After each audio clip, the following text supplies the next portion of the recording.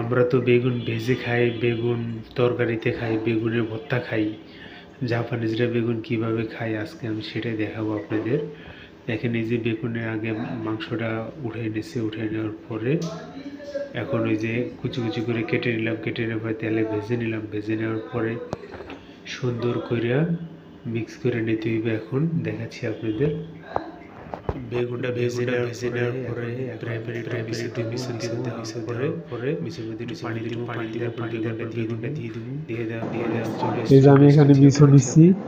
এই যে মিশোটা ফ্রাই প্যানে দিব, অল্প করে নিতে দিব। মিশো বেশি হলে সল্টি হয়ে যাব। মিশোটা নেওয়ার পরে এর মধ্যে একটু এই যে একটু পানি দিয়ে দিতেছি,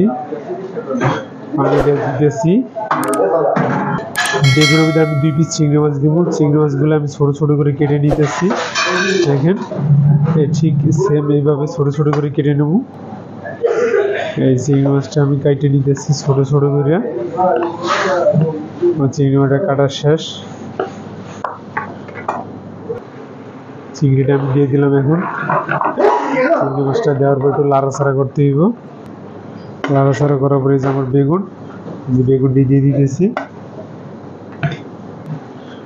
এই যে বেগুনগুলো দিয়ে দিলাম, দিয়ে একটু লাড়াচাড়া করবো কিছুক্ষণ। লাড়াচাড়া করার পরে প্যাকেটে দিয়ে দিতেছি। এই যে দেখেন বেগুনটা এরকম অবস্থায় আসলে অবশ্যই উড়ে ফেলাই দিব, নাইলে যেহেতু মিশরে একটু লবণ থাকে, লবণ বেশি হয়ে যাওয়ার সম্ভাবনা থাকে।